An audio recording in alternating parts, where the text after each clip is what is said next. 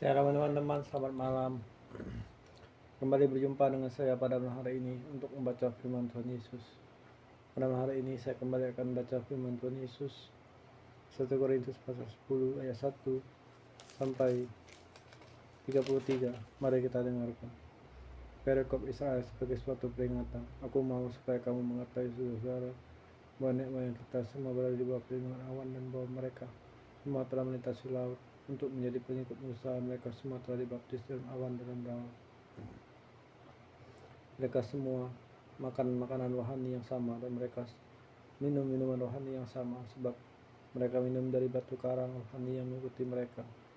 Dan batu karang itu ialah Kristus. Tetapi sungguh pun demikian, Allah tidak berkenan pada bagian yang terbesar dari mereka, karena mereka ditewaskan di padang gurun. Semuanya ini telah terjadi sebagai contoh bagi kita untuk memperingatkan kita supaya jangan kita menginginkan hal yang jahat seperti apa yang telah mereka perbuat, dan supaya jangan kita menjadi penyembah berhala sama seperti beberapa orang dari mereka, seperti ada ditulis, maka duduklah bangsa itu untuk makan dan minum, kemudian bangunlah mereka dan bersukaria. Janganlah kita melakukan percabulan seperti yang dilakukan oleh beberapa orang dari mereka, sehingga pada suatu hari telah tewas 23.000 orang. Dan janganlah kita mencobai Tuhan seperti apa yang dilakukan oleh beberapa orang dari mereka, sehingga mereka mati dipanggul ular. Dan janganlah bersungut-sungut seperti apa yang dilakukan oleh beberapa orang dari mereka, dan mereka dimusnahkan oleh malaikat maut. Semuanya ini telah menimpa mereka sebagai contoh dan dituliskan untuk menjadi peringatan bagi kita yang hidup pada waktu di mana zaman akhir telah tiba. Sebab itu siapa yang menyangka bahwa ia teguh berdiri, hati-hatilah supaya ia jangan jatuh. Percobaan-percobaan yang kamu alami ialah percobaan biasa, tidak melebihi kekuatan manusia, sebab Allah setia, dan karena itu Ia tidak akan membiarkan kamu dicobai melampaui kekuatanmu. Pada waktu kamu dicobai, Ia akan memberi padamu jalan keluar sehingga kamu dapat menanggungnya. Karena itu saudaraku yang kasih, jauhilah penyembahan berhala. Aku berbicara kepadamu sebagai orang bijaksana, timbangkanlah sendiri apa yang aku katakan. Bukan kacauan pengucapan syukur yang di atasnya kita ucapkan syukur adalah persekutuan dengan darah Kristus. Bukankah roti yang kita pecah-pecah adalah persekutuan dengan tubuh Kristus? Karena roti adalah satu, maka kita sekalipun banyak adalah satu tubuh, karena kita semua mendapat bagian yang dalam roti yang satu itu. Perhatikanlah bangsa Israel menurut Daud.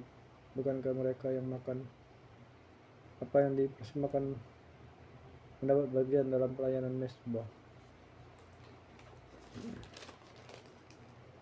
Apakah yang kumaksudkan dengan perkataan itu, bahwa persembahan berhala adalah sesuatu, atau bahwa persembahan adalah sesuatu? Bukankah apa yang kumaksudkan ialah bahwa persembahan mereka adalah persembahan kepada roh-roh jahat, bukan kepada Tuhan.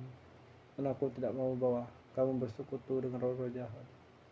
Kamu tidak dapat minum dari cawan Tuhan dan juga dari cawan roh jahat. Kamu tidak dapat mendapat bagian dalam perjamuan Tuhan dan juga dalam perjamuan roh jahat. Atau maukah kita melakukan cemburu Tuhan?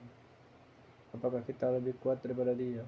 Segala sesuatu diperbolehkan, benar, tetapi bukan segala sesuatu berguna. Segala sesuatu diperbolehkan, benar, tapi bukan segala sesuatu membangun. Jangan seorang pun yang mencari keuntungan sendiri, tapi hendaklah tiap orang mencari keuntungan tiap orang lain. Kamu boleh makan segala sesuatu yang dijual di pasar daging, tanpa mengadakan pemeriksaan karena keberatan nurani, karena bumi segala isinya adalah milik Tuhan. Kalau kamu diundang makan oleh seorang yang tidak percaya, dan undangan itu kamu terima, makanlah apa saja yang disenangkan kepadamu, tanpa mengadakan pemeriksaan karena keberatan nurani. Tapi kalau seorang berkata kepadamu, itu persembahan berhala, janganlah engkau makan, karena dia yang mengatakan itu kepadamu, dan karena keberatan hati nurani. Yang aku maksudkan dengan keberatan bukanlah keberatan hati nuranimu sendiri, tapi keberatan hati nurani orang lain itu. Mungkin ada orang yang berkata, mengapa kebebasan harus ditentukan oleh keberatan hati nurani orang lain? Atau aku mengucap syukur atas apa yang aku turut makan? Mengapa orang berkata jahat tentang aku karena makanan yang atasnya aku mengucap syukur? Aku menjawab, jika engkau makan, atau jika engkau minum, atau jika engkau melakukan sesuatu yang lain, lakukanlah semuanya itu untuk kemuliaan Allah. Janganlah kamu menimbulkan syak dalam hati orang. baik orang Yahudi atau orang Yunani maupun jemaat Allah. Sama seperti aku juga berusaha menyenangkan hati semua orang dalam segala hal, bukan untuk kepentingan diriku, tapi untuk kepentingan orang banyak supaya mereka boleh selamat. Bapa dan Yesus,